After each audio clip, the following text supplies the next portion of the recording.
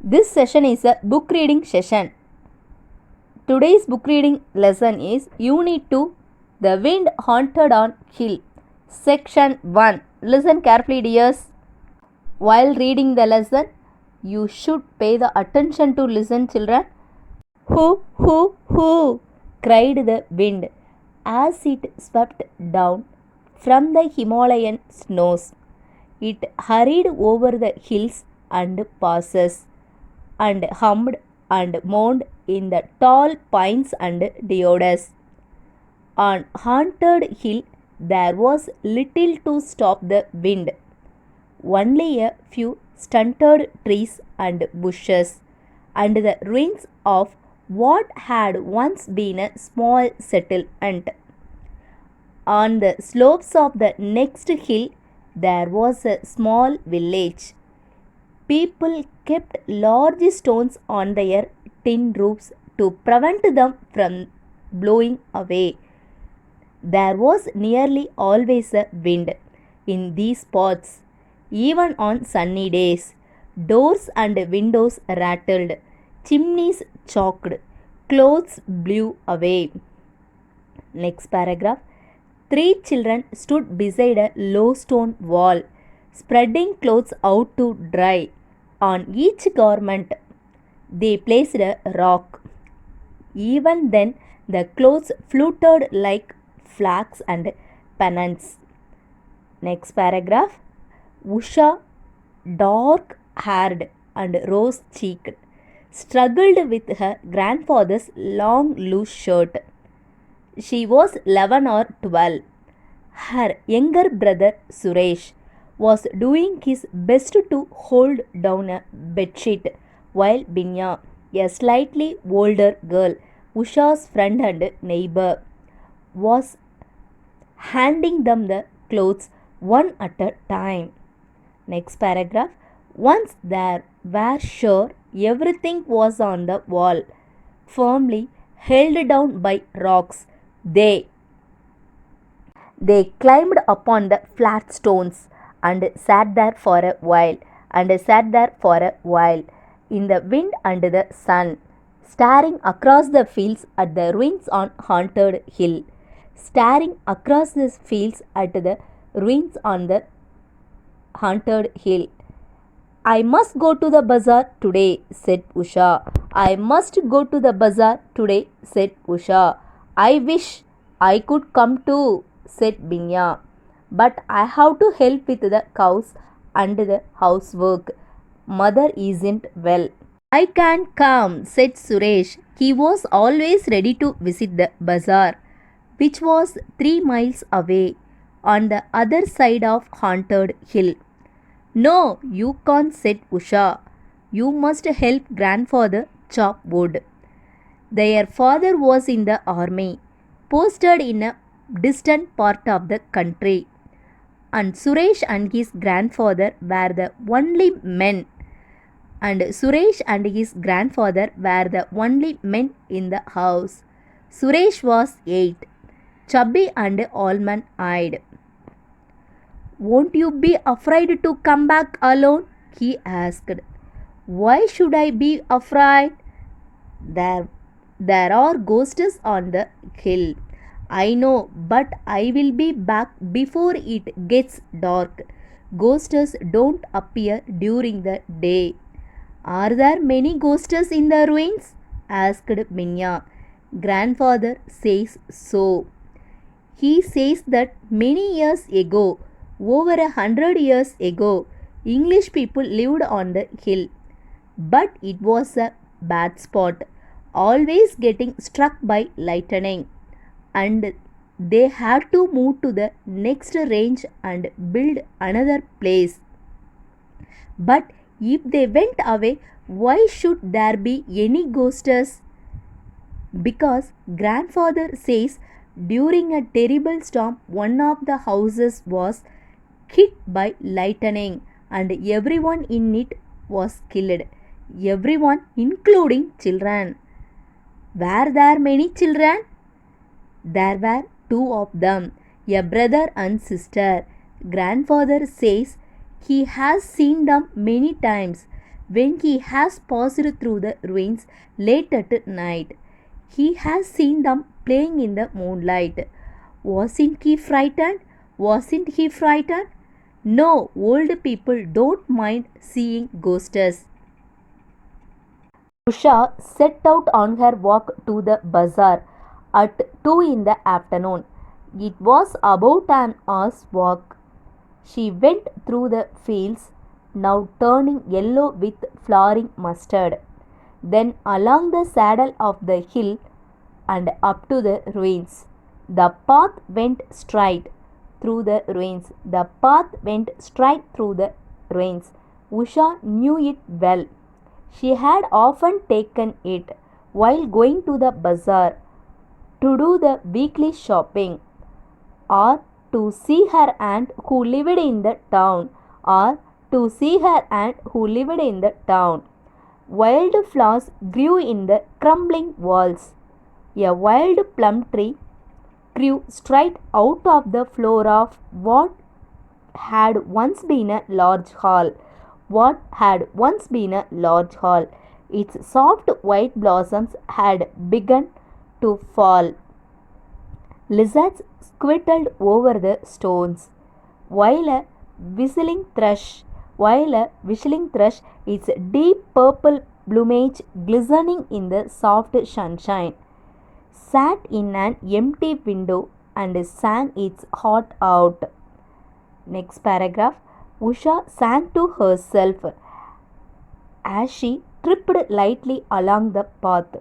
Soon she had left the ruins behind. The path dipped steeply down to the valley and the little town with its straggling bazaar. Usha took her time in the bazaar. She bought soap and matches, spices and sugar. None of these things could be had in the village, where there was no shop, and a new pipe stem for her grandfather's hookah, and an exercise book for Suresh to do his sums in. As an afterthought, she bought him some marbles. Then she went to a mochi shop to have her mother's slippers repaired. The mochi was busy, so she left the slippers with him and said she would be back in half an hour. She would be back in half an hour. Half an hour. She had 2 rupees of her own saved up, and she used the money to buy herself a necklace of amber colored beads from an old Tibetan lady who sold charms and trinkets from a tiny shop at the end of the bazaar. Usha met her Aunt Lakshmi, who took her home for tea. Usha spent an hour in Aunt Lakshmi's little flat above the shops, listening to her aunt talk about the ache in her left shoulder and the stiffness in her joints. She drank 2 cups of sweet hot tea, and when she looked out of the window, she saw that dark clouds had gathered over the mountains. Usha ran to the cobbler's and collected her mother's slippers. The shopping bag was full. She slung it over her shoulder and set out for the village. Let us continue to learn the second section. Listen carefully, dears. Section 2. Take turns and read this section aloud. Strangely, the wind had dropped. The trees were still. Not a leaf moved. The crickets were silent in the grass. The crows flew around in a circle, then settled down for the night in an oak tree. I must get home before dark, said Usha to herself.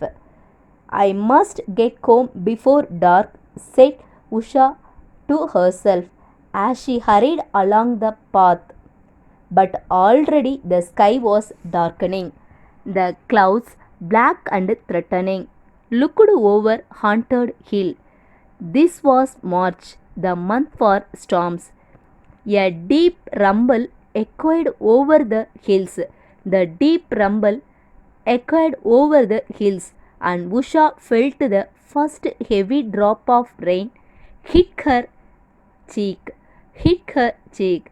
A deep rumble echoed over the hills, and Usha felt the first heavy drop.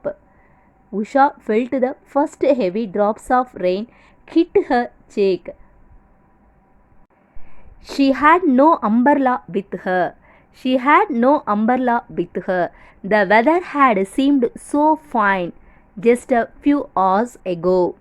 Now all she could do was tie an old scarf over her head and pull her shawl tight across shoulders holding the shopping bag close to her body. She quickened her pace. She was almost running, but the raindrops were coming down faster now. Big, heavy pellets of rain. Next paragraph. A sudden flash of lightning lit up the hill. The ruins stood out in clear outline. Then all was dark again. Night had fallen. Next paragraph. I won't get home before the storm breaks, thought Usha. I will have to shelter in the ruins. She could only see a few feet ahead, but she knew the path well, and she began to run. Suddenly the wind sprang up again. And brought the rain with a rush against her face.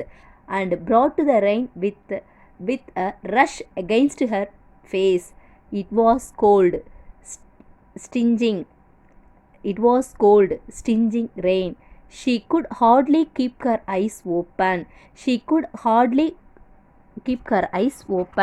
The wind grew in force. It hummed and whistled. Usha did not have to fight against it. It was behind her now and helped her along up the steep path and onto the brow of the hill.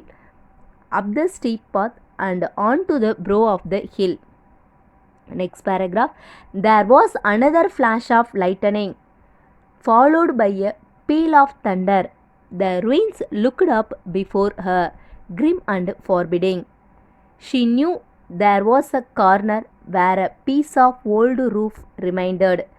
It would give some shelter. It would be better than trying to go on. In the dark, in the howling wind. She had only to stay off the path, to go over a rocky cliff edge. Understand? She had only to stay off the path to go over a rocky cliff edge. Hoo, hoo, hoo, howled the wind. She saw the wild plum tree swaying bent double, its foliage thrashing against the ground. The broken walls did little to stop the wind. Usha found her way into the ruined building. Helped by her memory of the place and the constant flicker of lightning. She began moving along the wall, hoping to reach the sheltered corner. She placed her hands flat against the stones and moved sideways. Her hand touched something soft and furry. She gave a startled cry and took her hand away. Her cry was answered by another cry, half snarl, half screech, and something leapt away in the darkness. Something left away in the darkness. Next paragraph, listen carefully, children. It was only a wild cat. Usha realized this when she heard it. The cat lived in the ruins and she had often seen it. But for a moment, she had been very frightened. But for a moment, she had been very frightened. Now, she moved quickly along the wall. She moved quickly along the wall until she heard the rain. She moved quickly along the wall until she heard the rain drumming on the remnant, remnant of the tin roof. Remnant of the tin roof. Last point, once again I have to read. Listen carefully, children. Now she moved quickly along the wall. She moved quickly along the wall. Now she moved quickly along the wall until she heard the rain drumming on the remnant of the tin roof. On the remnant of the tin roof. Let us continue to learn. Listen. Once under it, crouching in the corner, she found some shelter from the wind and the rain. Above her, the tin sheets groaned and clattered, as if they would sail away at any moment. But they were held down by the solid branch of straggling old oak tree. They were held down by the solid branch of straggling old oak tree. Usha remembered that across this empty room stood an old fireplace and that there might be some shelter under the blocked up chimney. Perhaps it would be drier than it was in her corner, but she would not attempt to find it just now. She might lose her way altogether. Her clothes were choked, and the water streamed down from her long black hair to form a puddle at her feet. She stamped her feet to keep them warm. She thought she heard a faint cry. Was it the cat again or an owl? But the sound of the storm blotted out all other sounds. There had been no time to think of ghosts. There had been no time to think of ghosts. But now, that she was in one place, without any plans for venturing out again. She remembered grandfather's story about the lightning blasted ruins. She hoped and prayed that lightning would not strike. She hoped and prayed that lightning would not strike her as she sheltered there. Then thunder boomed over the hills. Thunder boomed over the hills, and the lightning came quicker now. Only a few seconds between each burst of lightning. Only a few seconds between each burst of lightning. Then there was a bigger flash than most. Then there was a bigger flash than most, and for a second or two the entire ruin was lit up. A streak of the blue sizzled along the floor of the building, in at one end and out at the other. Usha was staring straight ahead as the opposite wall was lit up. She saw crouching in the disused fireplace two small figures. They could only have been children. The ghostly figures looked up, staring back at Usha, and then everything was dark again. Thank you, children. Hi, children. This session is a material reading session. Unit 2 prose The Wind on Haunted Hill. Let us go to learn the today's part material reading. Listen carefully, children. Antonyms: stunted, rapid, chop, join, pale, whisper, struggle, idle, steeply, slanting. Understand? Stunted, first unit, rapid, chop, join, chop meaning cut, opposite join, peel, whisper, struggle, idle, steeply, slanting. Let us continue to learn the fourth Roman. Question number 1. Answer the following questions. Today's material reading part, let us learn 1 to 5 questions in the fourth Roman. What were the children doing beside the stone wall? How many children were there? 3 children were there in a village. Binya, Usha, Suresh. The children were spreading the clothes out to dry beside the stone wall. The children were spreading the clothes out to dry beside the stone wall. Second question, what did Suresh ask Usha? Why? Suresh asked Usha if he could go with her to the bazaar because Usha would be afraid to come back to the village alone. Because Usha would be afraid to come back to the village alone. This reason also, another one reason, always he used to go to the bazaar. Understand? He had a great interest to go to the bazaar.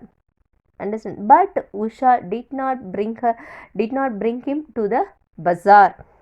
Third question, who told the children the story about the ghosts on haunted hill? Grandfather told the children about the story of the hostess on haunted hill. Yeah, his grandfather only, no, Suresh only told that his grandfather told the story about the haunted hill. And next one, what did Usha see while walking to the bazaar? She happened to see so many things. She enjoyed the atmosphere. While walking to the bazaar, Usha saw the fields with yellow mustard flowers, the hill, the ruins with wild flowers growing on its wall, a wild plum tree growing on its floor, lizards over its stone, the singing purple thrush on its window, the singing purple means whistling thrush, you know. Here you have to write the whistling thrush singing purple. The whistling thrush was singing on its window and the valley. This also correct. Or another one, the singing purple thrush instead of you have to write whistling thrush, also correct. The singing purple thrush on its window and the valley. Next question, why was it struggle for the children to dry their clothes? It was a struggle for the children to dry their clothes because there was always a wind which blew away the clothes. Yeah, after spreading the clothes on the stone, they kept the stone on each garment. Understand? Let us continue to learn the next Roman. Listen carefully, children. Fifth Roman, answer the following paragraph. First question, was it just the wind? What do you think Usha thought it was? Why? Usha thought it was the 2 ghostly creatures that she had seen in the night at the old fireplace. When the top of the plum tree swayed, it looked like a hand waving. Even the voices of the wind seemed like someone saying goodbye. Yeah, the third section we learned, you know, they happen to hear someone say goodbye to them, you know, the next day morning. Goodbye. And second one, listen carefully, children. Second one thing, Usha thought that it was the 2 ghostly figures. Who are the ghostly figures Usha happened to see in the fireplace? They were the 2 ghostly figures were Binya and Suresh. Understand? And the next one, when the top of the plum tree swayed, it looked like a hand waving. Understand? The movement of the tree which looked like appeared waving the hands. Even the voices of the wind seemed like someone saying goodbye. Do you all understand that today's material reading, children? Study well to score the good marks. Thank you.